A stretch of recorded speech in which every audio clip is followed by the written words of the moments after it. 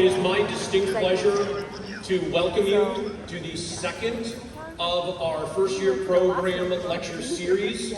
And for me, it's a distinct honor to be introducing the individual that you will meet here in a moment. Briefly, I would like to take the time to thank our generous sponsors in Dow Chemical, as well as the FYP Directors Fund. Being able to get this auditorium on a Friday night and be able to provide world-class speakers for you is our pleasure, but also not a small undertaking. It is my great pleasure to introduce Professor Jonathan L. Sessler, who received his BS degree in chemistry in 1977 from the University of California, Berkeley. He then obtained his PhD in organic chemistry from Stanford University in 1982 with PhD supervisor Professor James Coleman, arguably one of the founding members of the organometallic and bioinorganic community. Dr. Sessler has been a professor of chemistry at the University of Texas in Austin. No. This is where I will prove to you today that Aggies and Longhorns actually do work together. Where he currently holds the Doherty Welch Chair. Dr. Sessler has authored or co-authored over 900 research publications, written 2 books, edited 2 others, and has been the inventor of record for over 90 issued U.S. patents. To date, Dr. Sessler's work has been featured on or in 50 journals or book covers. Also, Dr. Sessler has served as the associate editor for ChemCom, co-founded Pharmacyclics Incorporated with Dr. Richard Miller, which was acquired by AbbVie for $21 billion in 2015. His techoporphin technology is now the basis for his new company, Innovotex. In addition to him speaking English, he speaks French, Hebrew, Spanish, a little bit of German, some Japanese, and a couple words in Korean. Dr. Sessler's work has been recognized with several awards, including the American Chemical Society Cope Scholar Award and the Royal Society of Chemistry Centenary Prize. He is a member of the U.S. National Academy of Inventors and was named Inventor of the Year by the University of Texas at Austin in 2016. Dr. Sessler was elected a member of the European Academy of Sciences in 2019, was then elected to the U.S. National Academy of Sciences in April of 2021, and the American Academy of Arts and Sciences in April of 22. He was just recently named the 2024 Stoddard Science Fund Chemist Awardee. It is my distinct pleasure and honor to welcome to Aggieland, Professor Jonathan Sessler.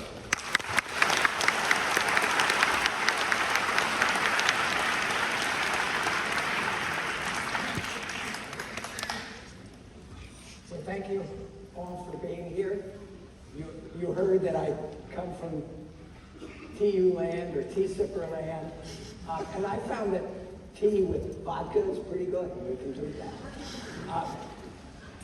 It really is different in Aggieland than in Austin. And I was driving over here, someone who was, as you heard, Berkeley bums, liberal to the core, and I left very blue, if you're into politics, Austin, and I started driving over here, and it got redder and redder, and I got all the way to College Station, and it was so deeply red, it was maroon. Think about it. There's a football game tomorrow against South Carolina, and I'm gonna have to drive home late, so I went over to the hotel to see if they had a room. It was like $457 to stay in the hotel. This didn't make any sense to me because when I walked in, it said ATM Hotel. They should give me money. We're going to talk about chemistry and drug development, and we're going to make fun not of each other, because UT Austin and TAMU, we really are the best in the state, and I would argue among the very best state schools. And so it's really great to be here. But next week, I have to go to Oklahoma, give a lecture there. The week after that, I'm actually going to Kansas to give a lecture there. And when we think about mascots, Longhorn's not too bad. You can always chop it up and eat it. Reveille is so cute. How could everybody not adore it? Jayhawks, nice little bird. But Oklahoma, my gosh. I actually believe that God has a plan for every state in the union. And if you flunk out of freshman chemistry here or in Austin, you can always move to Oklahoma and be the smartest person in the state. But think about their mascot. It's like a schooner. They figured out that having a mascot that's a form of transportation that was obsolete at the time it was being used is no good. So you may have heard they just moved over and changed their mascot to make it a unicorn, because that's sexy. Girls like it, especially for guys. So here, I'm pleased to Gig 'em Aggies. When you come visit us, please salute the Longhorns. And when you go, next time you're in Oklahoma, pay respect to their new mascot, the unicorn. I hope that's the first and last time you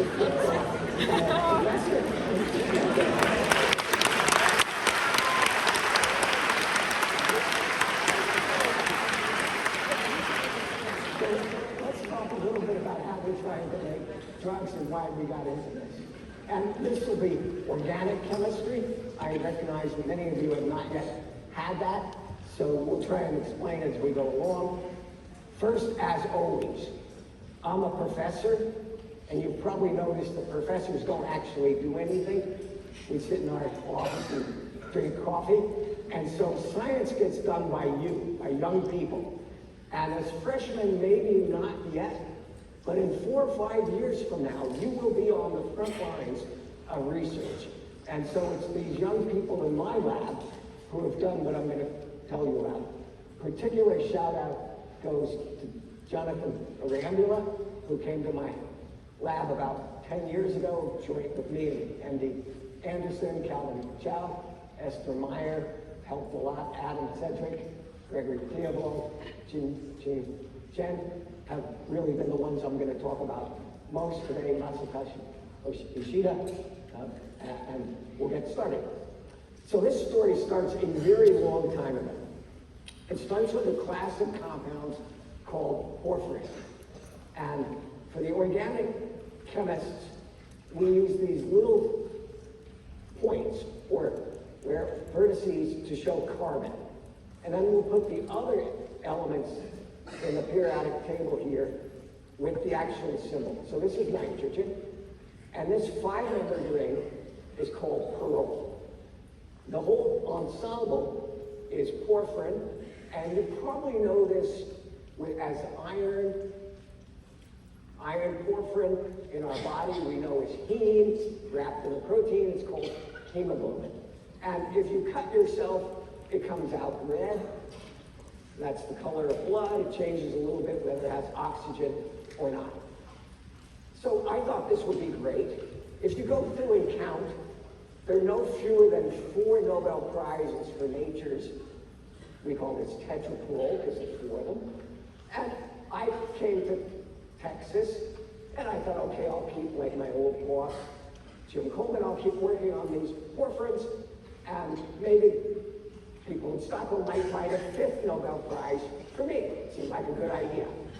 Well, I arrived here in Texas, and as we all know, everything in Texas is not only better, it's also bigger. And you can see our rabbits. They're much bigger than north of the Red River. And you can see the beer. Clearly a 5-point star. So I needed to make something that was going to be Texas-sized. So the idea was to chelate the flag, or make something that could, a molecule that would make us here in Texas proud. And so that was our logo, and we did that a long time ago, way back in 1988. And we published a paper about what we call expanded porphyries. So we have made these Texas-sized. That was way back in 1988. This was a 2-page scientific publication, 2 pages. 2017, with 2 friends, we wrote or edited a special issue of Chem Reviews. And this is 2,200 pages or something like that, all on this one theme. And I always worry whether or not our science has had any impact in the broader world, and journals talk about impact factors, but since over the course of my lifetime, we went from 2 pages to this thing weighs about 5 pounds. So when you come visit us in Austin, come to my office and I'll drop it on your foot and you'll be able to feel the impact of this kind of chemistry. So first, some history. Hexafrin, as we call our molecule, was not actually the first expanded porphyry. That honor goes to somebody named R.B. Woodward, who arguably was the best synthetic chemist in the 20th century. He won the Nobel Prize for the synthesis of one of these tetraprols. He was at Harvard. He loved the color blue. His synthesis of vitamin B12 took something like 1,300 man-years.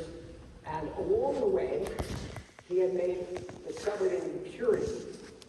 And he didn't pay much attention to it, but he gave it a name. He called it saffron to match porphyry. And you can see, even if you haven't had organic chemistry, you can see that this is bigger than that.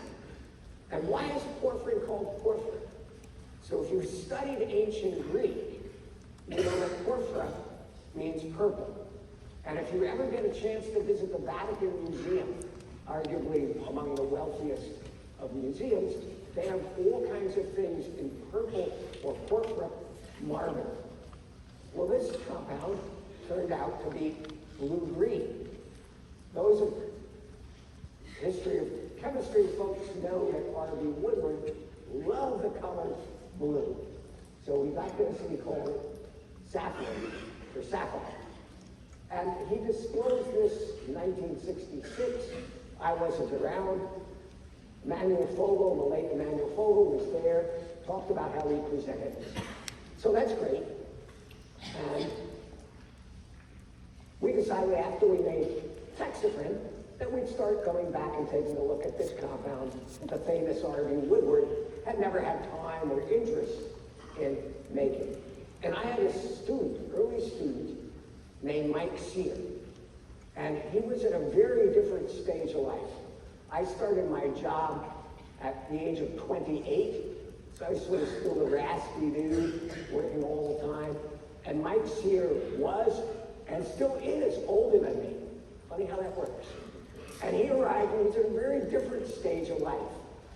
So he arrived, he was married, he had 2 children, and 1 wife, or maybe he had 2 wives and 1 child, I can't remember.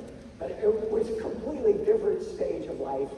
And Ellen, his wife, would call up and say, "You're making me work too hard, you should be open there, babysitting, blah, blah, blah."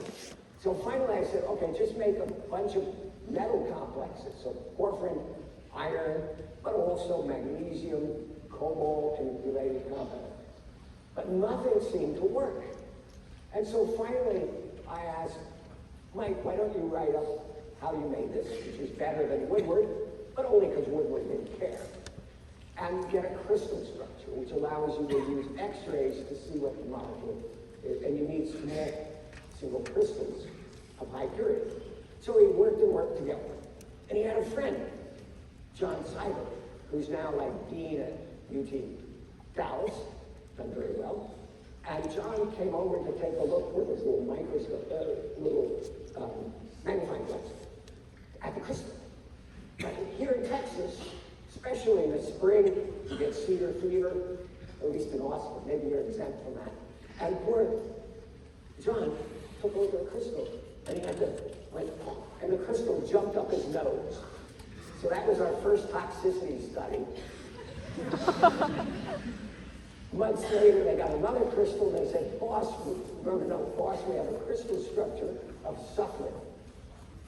Well, metals go into this. Every metal almost in the periodic table. Nothing going in here.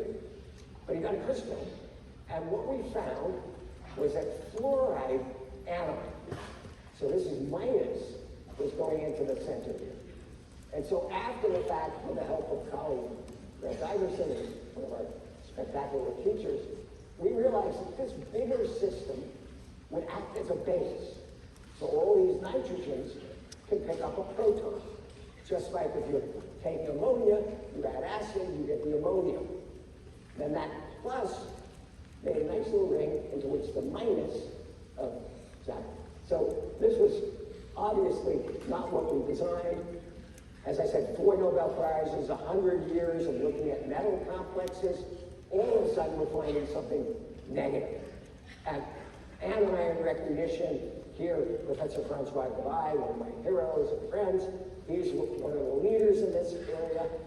Get a chance to do research with him, I recommend it. He's been very interested in anions. So the world's divided really into cations, which have a plus charge, and anions, which have a minus charge. And I guess Francois and I like to do anions because they're minus, and so they match our negative personality.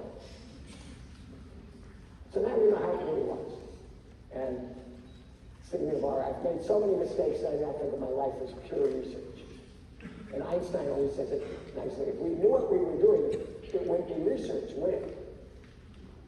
So that's how we got to this. It turns out anion binding is actually a recurring theme in fourth grade chemistry. We've made many of these now. Here's the saffron. This one we call had an amethyst color, we call it amethyst.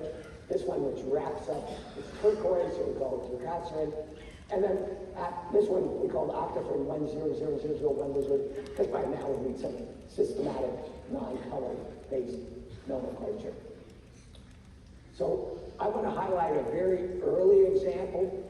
So Takashi Morishima, he was a master's student working at Mitsubishi Company. At the time, they were trying to make new dyes to make liquid crystals. Early liquid crystals were black and white. Mitsubishi was able to make blue and white liquid crystals. Now, of course, we have multiple colors. Your screens on your computers all have multiple colors. So they sent him over to see if these kinds of dyes might work. And so he made this one. And we don't have to know too much organic chemistry, but we can count 1, 2, 3, 4, 5, 6. So this is getting bigger. And this had a special absorption way out here, which tells us that it had a stability called aromaticity, which was quite a frontier and still is. And for us, this was important because it meant this could be a generalized class of compounds. So, great, Texafrin. Of course, you want to name a molecule after your state. We are not going to call it Oklahoma Frin, okay? Just so it's clear. Not even Arizona Frin. It's Texafrin. You just lay it out plain here. We're the best. Us. But could this be generalized? So saffron, Texafrin, and now thanks to Takashi Morishima-san, we know that maybe we have a whole theme. And so this was historically important for us. And again, you see chloride, anion in the crystal structure. So you're using X-rays. And it has this absorption way out here, which meant that it had this aromatic stability beyond the classic 22 pi limit. So within our field, that's important. And if you studied a little tiny bit of organic chemistry in high school, you know that benzene is sort of a quintessential aromatic compound. And Kekulé proposed the structure, and you wonder why in the world he thought that benzene might be hexagonal. I don't know where he got any such hints. So we think these compounds are useful for studying something called aromaticity, which makes molecules particularly stable, as well as anti-aromaticity, which is saying if the electron count is reversed, then you get very unstable molecules. And cyclobutadiene is kind of the poster child for that.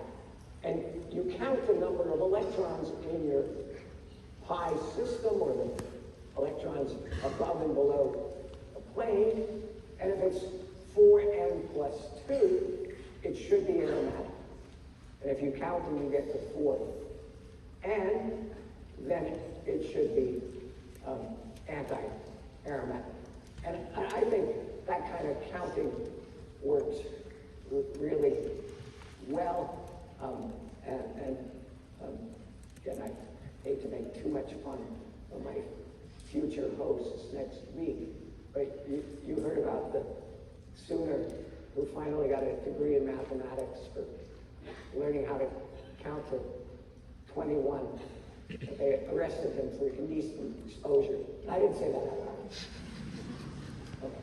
So 4n should be particularly unstable, and in fact, when we made this molecule, it rearranged so that it would not be planar, would not have that problem. And so we had the idea that if we could conformationally restrict it by putting on these fused benzene, then we get there. And so Masatoshi did that, and we do something called NMR spectroscopy, which you will learn at least in sophomore organic chemistry. And so again, carbons are shown as little points, rings, double bonds, or two lines. This H stands for proton, and inside it resonates, it feels the ring current, the magnetic effect, sort of the same technology that goes into MR, magnetic resonance imaging. And this is way down here on the parts per million scale. And so that's a hint that this is anti-aromatic. And if you count, again, probably with that, again, my excuses if I offended anybody. If you count here, this should be a 24 pi or 4n system. So sometimes I like to make jokes, and if I offended anybody, I sincerely apologize. But part of stand-up comedy, or being a chemist, maybe they're the same thing, is sometimes they just bomb. And one of my points, which you might not, has nothing to do with chemistry, but maybe something to keep in mind, is that if you're too afraid of having a bad day, you may never have a good day. So you just have to let yourself out, and hopefully some of what I say appeals to you, and the things that maybe not, just erase them from your mind. Okay, so this is 24 pi electrons, should be very unstable, anti-aromatic, and should not. You can then add electrons, sodium dicyanide, classic reductant used by biochemists. That puts 2 electrons in. Now we're up to 26, which is 4n plus 2. And you get this huge change in the NH signal, and as predicted, nice and flat, and showing the hallmarks of aromaticity, and again, anion binding. So that's great. Masatoshi did all that. Anti-aromaticity is kind of a big deal. Getting a stable anti-aromatic compound. We were excited. And then he decided to add HCl, and he came running in and said, my molecules disappeared, because he couldn't do an NMR spectrum.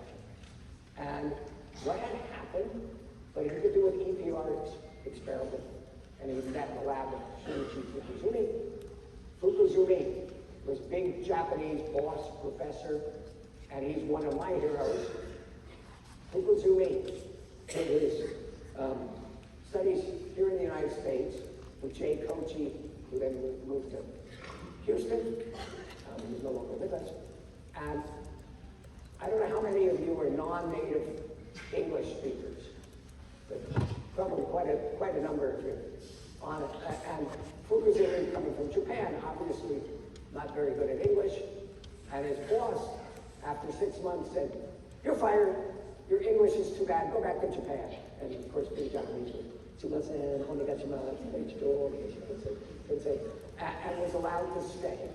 And in 2008, Fukuzumi set the record for the most papers in the Journal of American Chemical Society in a given year. So he's really a role model of how perseverance and study can get you a long way. Anyway, he helped us show us. All this was saying that we now had a very odd number of electrons, which was quite special in the journal. Put it up at home. So what's happening is that with protons, this is electrochemistry, just shows how hard it is to put electrons in. When you protonate it, it becomes much easier. So easy that chloride anion, something we think of as really stable, right? Sodium chloride. That's our table salt. Chloride, so stable. But, you know, I'm a sloppy eater, and maybe I'll have some snack on the driving home because the hotel's too expensive. It'll fall on my shirt, and I don't have to bleach it. So we're all chemists. We're all familiar with high oxidation chloride, chlorine, hypochlorite, as in bleach. So it can't exist. And this compound was so anti-aromatic that it stole an electron from chloride. Sodium chloride, pretty stable stuff, but oxidized it. So that's what, and the protons help that happen. So now we're going on to try to push the boundaries of aromaticity. And this is a first generation system, slightly different, so with 2 molecules. And what we're trying to do is think about 3-dimensional molecules. So 1 dimension, flat molecules, electrons can run around. But what happens if we give the electrons 2 different choices?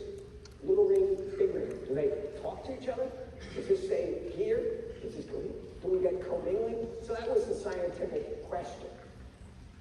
And it turns out that in the ground state, nothing happens. It just acts like we went to all this work, hard synthetic chemistry, Jean-Sue Park did that.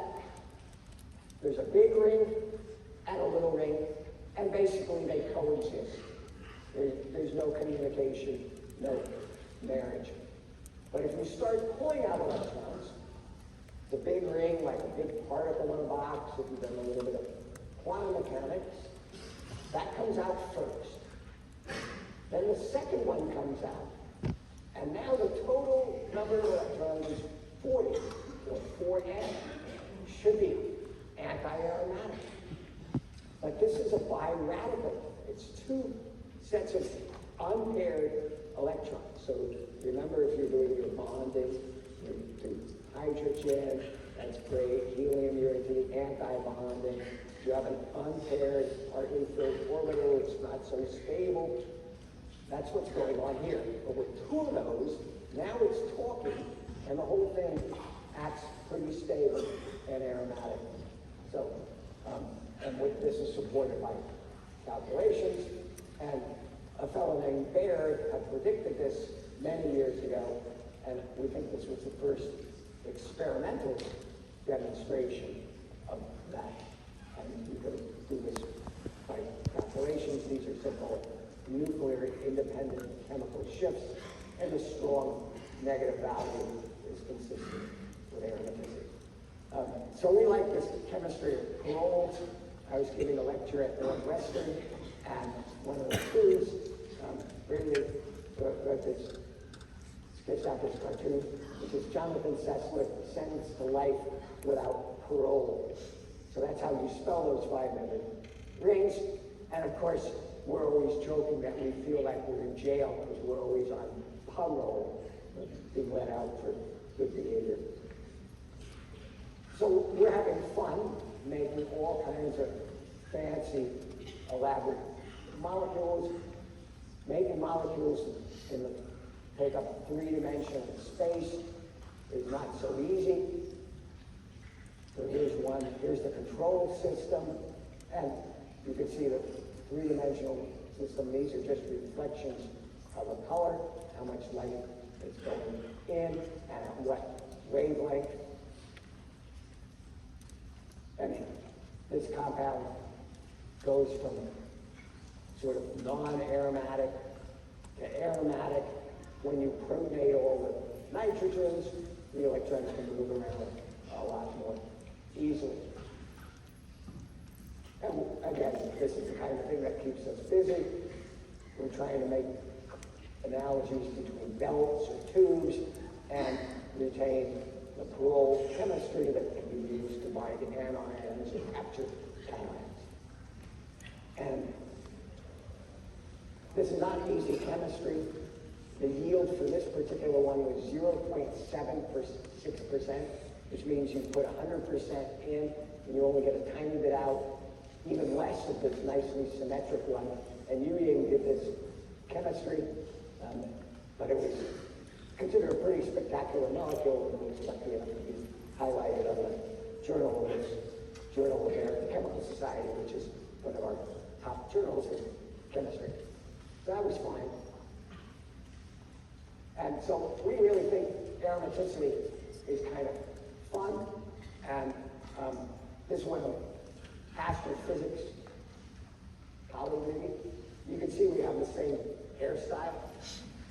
And he's going, along with antimatter and dark matter, we've recently discovered the existence of doesn't matter, which appears to have no effect on the universe whatsoever. So probably you're thinking that aromaticity, what's this guy Dr. Sessler talking about?